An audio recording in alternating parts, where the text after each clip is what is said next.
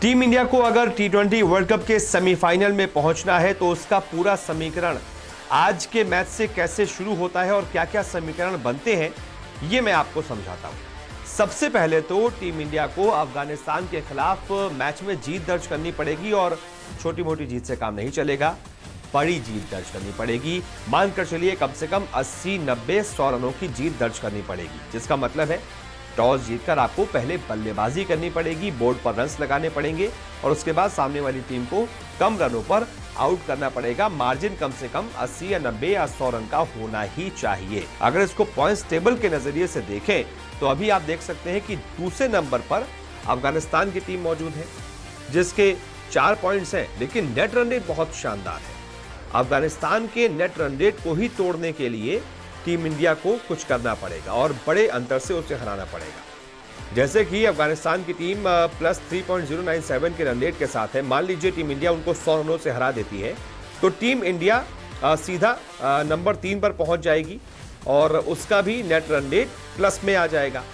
New Zealand को वो नीचे खिसका सकती है। उसके पास आज अच्छा मौका है क्योंकि मैच जीतते ही 3 मैच में 2 अंक हो जाएंगे टीम इंडिया के, और क्योंकि नेट रन रेट की जो हम बात कर रहे हैं इतने बड़े अंतर से हराती है तो नेट रन रेट प्लस में आ जाएगा और टीम इंडिया 3 नंबर पर पहुंच पाएगी। इसके बाद टीम इंडिया को अपने बाकी 2 मैच भी इतने ही बड़े बड़े अंतरों से जीतना पड़ेगा और उम्मीद ये करनी पड़ेगी कि अफगानिस्तान जो है उसके बाकी बचे 2 मैच हैं, एक न्यूजीलैंड के खिलाफ और एक नामीबिया के खिलाफ। तो ऐसे में ये उम्मीद करनी पड़ेगी कि न्यूजीलैंड अफगानिस्तान को हरा दे और अफगानिस्तान आखिरी मैच अगर नामीबिया से हार जाता है तो सोने पर सुहागा हो जाएगा।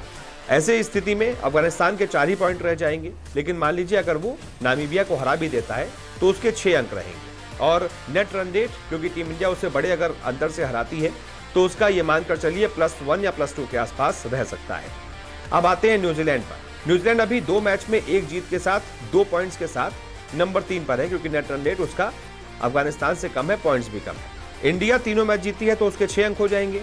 न्यूजीलैंड को मान लीजिए जैसा कि हम कह रहे हैं कि अगर वो अफगानिस्तान को हराती है तो उसके 3 मैच में 4 अंक हो जाएंगे। इसके बाद वो एक और मैच अगर जीत जाती है, मान लीजिए स्कॉटलैंड से जीत जाती है या फिर नामीबिया से जीत जाती है तो फिर उसके 6 अंक हो जाएंगे। ऐसे में हमें ये उम्मीद करनी पड़ेगी कि स्कॉटलैंड या नामीबिया में से कोई एक टीम न्यूजीलैंड को हरा दे। फिर क्या होगा, अफगानिस्तान, न्यूजीलैंड और इंडिया तीनों के 6-6 अंक होंगे, लेकिन क्योंकि हम ये मानकर चल रहे हैं कि इंडिया बड़े बड़े अंतरों से दूसरी टीमों को हराएगी, उस स्थिति में team India net run rate के आधार पर सेमीफाइनल में क्वालिफाई कर सकती है। तो जो समीकरण है वो यही जो मैंने आपको बताए हैं, करना यही पड़ेगा, लेकिन बहुत मुश्किल है। ये मानकर चलिए कि लगभग नेक्स्ट टू इम्पॉसिबल है। बहुत ही मुश्किल है कि इन समीकरणों को साध पाए टीम इंडिया और जो हम चाह रहे हैं वही होता जाए। बहुत मुश्किल है, लेकिन फिर भी क्रिकेट में कुछ भी नामुमकिन नहीं। अगर आपकी किस्मत अच्छी है तो हो सकता है कि एक मैच न्यूजीलैंड भी कमजोर टीम से हार जाए, अफगानिस्तान को न्यूजीलैंड हरा दे, इंडिया अफगानिस्तान को बड़े अंतर से हरा दे। सब कुछ क्रिकेट में पॉसिबल है। हर वीडियो मिलेगा न्यूज़ 24 स्पोर्ट्स पर।